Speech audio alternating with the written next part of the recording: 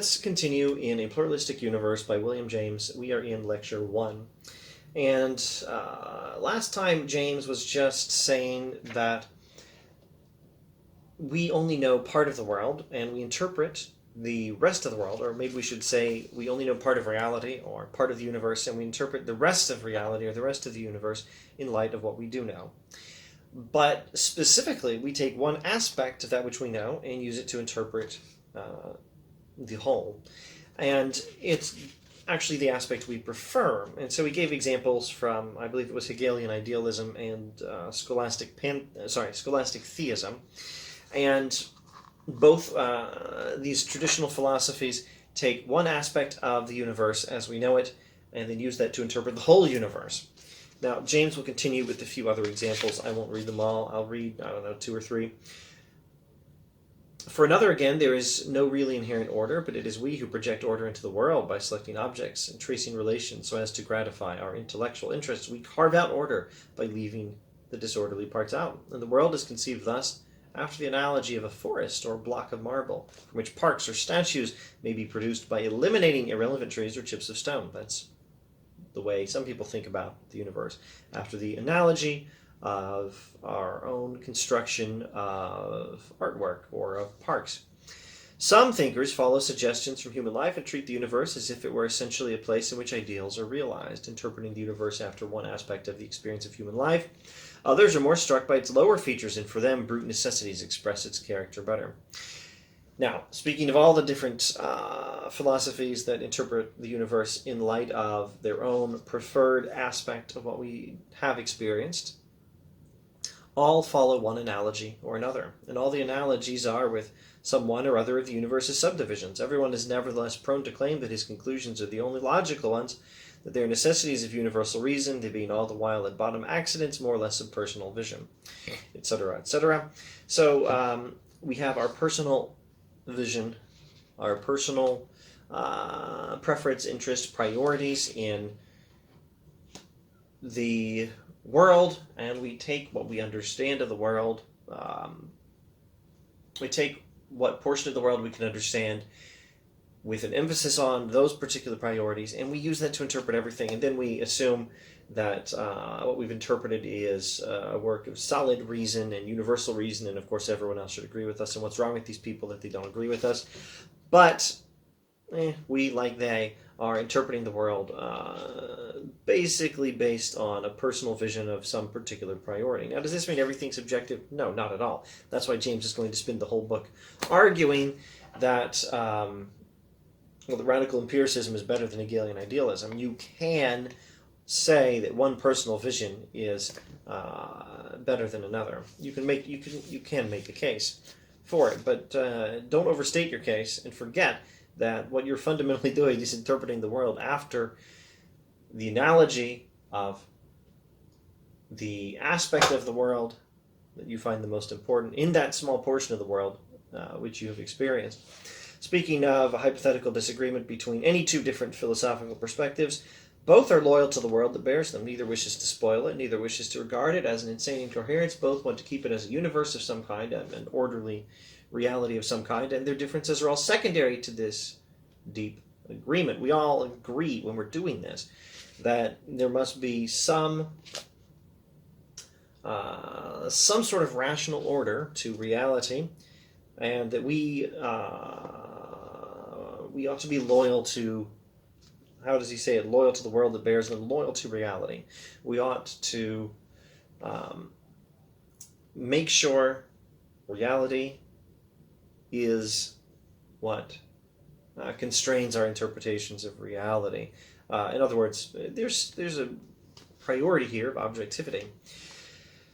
We're trying to understand the universe in some rational way, and we are committed to keeping our interpretations constrained by reality, etc., etc. But all such differences, after he lists a few differences, all such differences are minor matters which ought to be subordinated in view of the fact that, whether we be empiricists or rationalists, we are ourselves parts of the universe and share the same one deep concern in its destinies. We crave alike to feel more truly at home with it and to contribute our mite to its amelioration. It would be pitiful if small aesthetic discords were to keep honest men asunder. Now, I should say something about this phrasing. We all want to contribute our might to its amelioration. That is M-I-T-E, not M-I-G-H-T. He's speaking to people who were familiar with the King James Bible. He's familiar with the King James Bible. He's thinking probably of the story of the widow's mite, M-I-T-E. Mite here just means small coin, really. Find the parable of the widow's mite on the internet, then read it in the Bible. The mite, the small coin we contribute to making the world better, is a priority. Or note that this is the Jamesian priority. We are part of the universe and have a deep concern in its destiny. We want to feel more truly at home with it and to contribute our own bit to its amelioration. The world is not quite right, and we want to be able to feel at home in the world, not feel alienated from a harsh reality we can't understand. We want that, but we also want to be able to contribute our bit to what make our own little contribution towards making the world a better place. There's something wrong with reality. Something's not right here in this world we're living in. Something's not right, and we want to be able to not feel completely lost in a hostile universe, but we also want to recognize some chance of making it better, making our own contribution to fixing things. These are huge priorities of James. You may recognize them if you've been watching these videos in the earlier series on not the varieties of religious experience. That's a different book. The Will to Believe and Other Essays in Popular Philosophy talks the same way. These are also priorities in The Will to Believe and Other Essays in Popular Philosophy. All right, let's skip a bit. Let's skip a bit more, and perhaps yes, let's skip 2 pages even. Oh, let's also skip the criticism of how American philosophy students are too much influenced by German philosophy, and it's a big problem. Let's resume here. In a subject like philosophy, it is really fatal to lose connection with the open air of human nature and to think in terms of shop tradition only.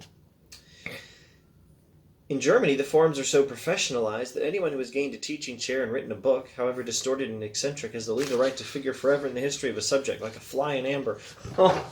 All later comers have the duty of quoting him and measuring their opinions with his opinion. Such are the rules of the professorial game. They think and write from each other and for each other and at each other exclusively.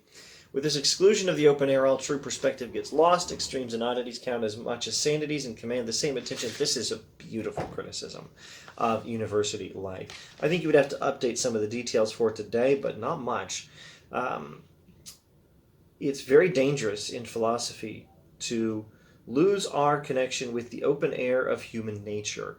And that's not some weird, ambiguous, esoteric, arcane phrase. No, he's talking about walk away from the computer and go live human life on the planet, in the open air, with other humans. Don't lose track of that. Don't lose track of real life and ordinary people. Philosophy must care about these things.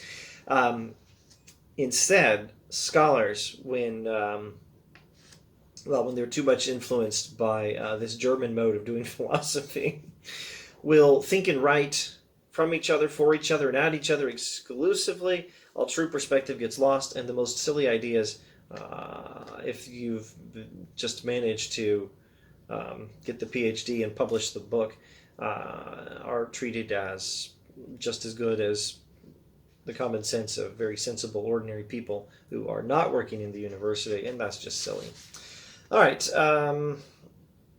skipping just a bit, there is a genuine fear of popularity. Simplicity of statement is deemed synonymous with hollowness and shallowness, more criticism of the academics. Etc. To teach philosophy so that the pupil's interest in technique exceeds that in results is surely a vicious aberration. It is bad form, not good form, in a discipline of such universal human interest.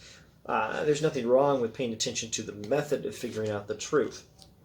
But don't pay so much attention to the method of figuring out the truth while ignoring the importance of getting useful results in what you're trying to figure out. Don't do so much of that and not enough of the other thing that you end up having your interest in technique exceeds your interest in results. Everything is for good results. Technique is for good results. Having the right method is aimed at having the right results. etc., etc. Let's move on with what he's saying about ways of interpreting the universe philosophically, and a few brief remarks, and then we'll close with we'll close in a position to resume in the next video with some really interesting remarks about theism, pantheism, and some of the major different perspectives of the universe. And soon we'll get to him talking about monism versus pluralism. Monism means all is one. Pluralism means not all is one. James, in a pluralistic universe, is interested in borrowing from those Hegelian idealists, those philosophers in the German mode who were following the work of Hegel, the great German philosopher. James is interested in borrowing from them, learning from them, an appropriate attention to the divinity of what is, and the harmony of what is, and the interconnectedness of all things, the unity of the universe, without losing track of the fact that the world as we experience it does not consist of a perfect unity. There is a plurality. The universe is pluralistic, not monistic, as we experience it. James wants to hold on to this experience while not departing from the insights of the Hegelian philosophers who are monists and still get some things right. James is criticizing above all Hegelian philosophy, but he does think they get some things right. They've just lost track of experience in their interpretations of the world. Anyway, back on track. Let me repeat once more that a man's vision is the great fact about him. If philosophy is the expression of a man's intimate character, and all definitions of the universe are but the deliberately adopted reactions of human characters upon it, a person's vision is the great fact about the person. If philosophy is the expression of our character, and all definitions of the universe are just deliberately adopted reactions of human characters upon the universe, etc. If we take the whole history of philosophy, the systems reduce themselves to a few main types, which, under all the technical verbiage in which the ingenious intellect of man envelops them, are just so many visions, modes of feeling the whole push and seeing the whole drift of life, forced on one by one's total character and experience, and on the whole preferred. There is no other truthful word as one's best working attitude. In other words, our philosophical views are pretty much functions of our character. They are functions of which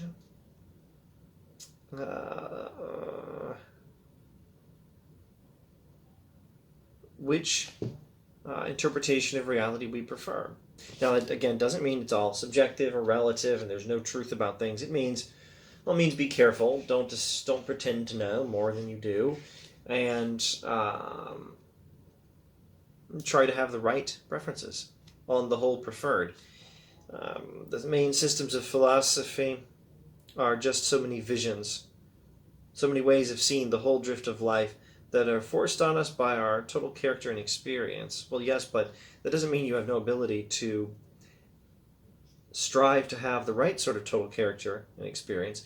These major philosophical systems are, on the whole, preferred. There's no other true word we can use here. Preferred is the only word we've got, or at least the best word. Actually, I think the only word. There's no other truthful word. These different philosophical systems are the ones preferred by the people who accept them as the best working attitude as we try to live in the world.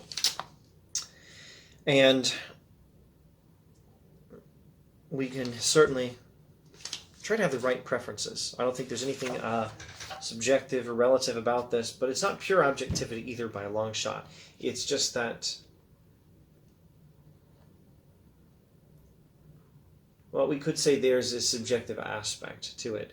It might be better to say, I think these are some words from John Dewey, reality has a practical character, or reality as we know it is shaped by us, the knowers, or reality as we interpret it is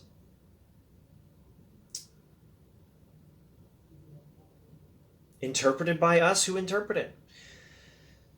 James is a pragmatist. This does not mean that there's no objectivity. There's still a reality that constrains us, very much so. But we ought to understand that we bring something to the interpretation of reality. We bring our own character and our own preferences. And James is going to make a case for the legitimacy and the priority of an empirical character and empirical preferences in interpreting reality.